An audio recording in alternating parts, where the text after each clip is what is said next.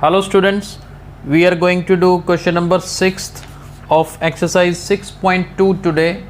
बहुत ध्यान से स्टेटमेंट पढ़िएगा क्योंकि इसमें फिजिक्स इन्वॉल्व है। PQ and RS are two mirrors placed parallel to each other। ये PQ और RS दो मिरर्स हैं and they are parallel to each other. तो याद ये रखना है कि दोनों पैरेलल हैं। And incident ray AB strikes the mirror PQ at B। अब ये देखिए, इंसिडेंट रे यहाँ स्ट्राइक करती है, रिफ्लेक्ट होके इधर आती है, तो ये जो वहाँ से रिफ्लेक्ट होके आई है आगे इस मिरर पे इंसिडेंट करती है और रिफ्लेक्ट होके CD की तरफ जाती है। हमें प्रूव करना है कि AB पैरेलल CD है। तो सबसे पहले हम लॉ ऑफ रिफ्लेक्शन समझते हैं, फिर ये क्वेश्चन करेंगे। Law of reflection of light क्या कहता है कि ये जैसे मान लीजिए प्लेन मिरर है, ये प्लेन मिरर जिस तरफ मैं ये लाइंस लगा रहा हूँ, हमारा जो ये साइड होती है ना, इस तरफ जिस तरफ लाइन लगा रहे हैं मतलब ये कोटिंग की हुई है मिरर में, और ये वाली साइड जो है ये साइड रिफ्लेक्टिंग सरफेस है। अगर कोई लाइट रे यहाँ पर स्ट्राइक करती है किसी भी पॉइंट पे, इंसिडेंट रे जिसे बोलते हैं, तो पहले तो मिरर के एक बिल्कुल परपेंडिकुलर लाइन बना लीजिए। परपेंडिकुलर लाइन को बोलते हैं नॉर्मल। क्या बोलते हैं? नॉर्मल।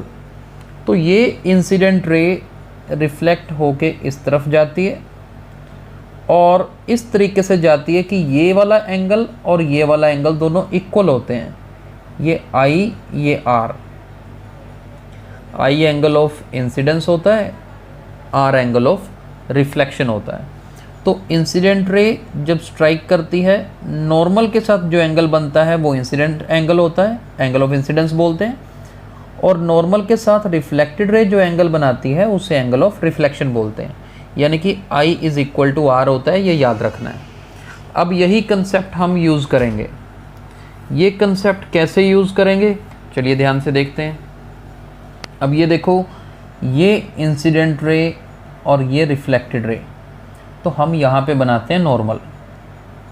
ये नॉर्मल बना दी। नॉर्मल मतलब मिरर के बिल्कुल परपेंडिकुलर लाइन बना दी, जिसका मतलब ये होगा कि ये दोनों एंगल इक्वल होंगे। ये एंगल 1 और 2, ये 1 और 2 एंगल दोनों आपस में इक्वल होंगे। इसी तरह से C पॉइंट पे एक नॉर्मल बना दें, ठीक है, क्योंकि जब ये BC लाइट रे यहाँ टकरा रही है तो इसके लिए तो ये इंसिडेंट हो गई, तब ये दोनों एंगल इक्वल होंगे। यानी कि ये एंगल 3 और एंगल 4 दोनों क्या होंगे? इक्वल होंगे। तो चलिए लिखना कैसे है, बड़े ध्यान से देखिएगा। ये जो हमने नॉर्मल बनाई है, यहाँ पर हम एक काम करते हैं, इसका नाम भी दे सकते हैं। वैसे यहाँ पर मान लो कोई एक पॉइंट दे देते हैं, लेट्स सपोज X नाम दे देते हैं और इधर एक नाम Y दे देते हैं, ठीक है। हम ऐसे लिखते हैं, हेयर BX, ये कंस्ट्रक्शन पार्ट में लिख लेना है कि draw BX and CY as normals. अब लिखेंगे here BX and CY are normals. Normals मतलब दोनों परपेंडिकुलर हैं मिरर्स के। BX and CY are normals and PQ is parallel to RS। PQ और RS दोनों पैरेलल दे रखे हैं, BX और CY दोनों क्या हैं? नॉर्मल्स हैं, यानी कि परपेंडिकुलर्स हैं।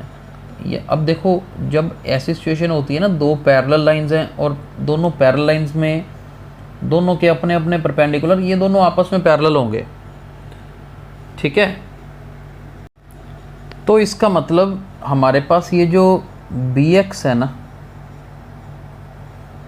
BX, ये पैरेलल होगी किसके? CY के,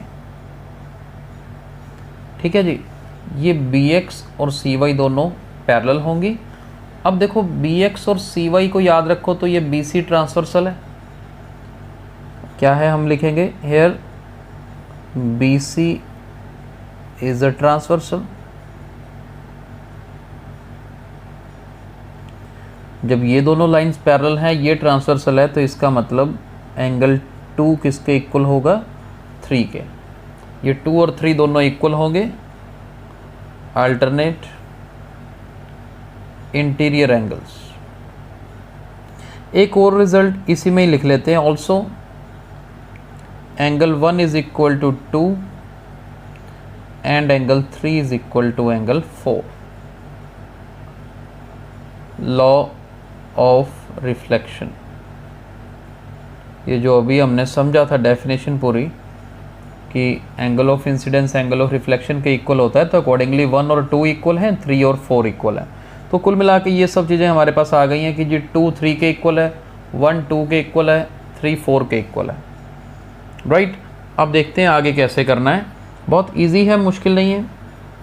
जब सारे एंगल्स इक्वल आ गए हैं तो कुछ भी नहीं रह गया अब तो, इट्स वेरी इजी। कैसे, ये देखिए, नाउ एंगल 2 तो 3 के इक्वल है ही, अभी प्रूव किया था हमने। Multiplying by 2 on both sides, multiplying by 2 on both sides, दोनों तरफ 2 से मल्टीप्लाई करते हैं तो 2 times angle 2 is equal 2 times angle 3 आ जाएगा। 2 टाइम्स एंगल 2 मतलब angle 2 plus angle 2, 2 times angle 3 मतलब एंगल 3 प्लस एंगल 3। इस 2 की जगह पर मैं 1 लिख रहा हूँ, क्योंकि अभी प्रूव किया था कि 1 2 के इक्वल है। और इस पीछे वाले 3 की जगह पर मैं क्या लिख रहा हूँ, 4 लिख रहा हूँ। अब 1 प्लस 2 कितना होगा, 1 और 2 को ऐड करोगे तो A B और C बनेगा। 3 और 4 को ऐड करेंगे तो B C और D बनेगा, यानी कि एंगल ABC और BCD मेरे पास इक्वल आ गए। फिर लिखेंगे बट ये तो अल्टरनेट इंटीरियर एंगल्स हैं, therefore AB is parallel to CD। देखो, अगर AB और CD पैरेलल होते तो ये अल्टरनेट इंटीरियर एंगल्स इक्वल लिखते ना हम। अगर अल्टरनेट इंटीरियर एंगल्स इक्वल आ जाएं तो रिवर्स रिजल्ट लिख सकते हैं कि AB पैरेलल CD है। बस यही हमने प्रूव करना था। आई होप ये क्वेश्चन आपको समझ आ गया होगा, राइट। आगे हम अपने नेक्स्ट लेक्चर में कंटिन्यू करेंगे। Thank you so much.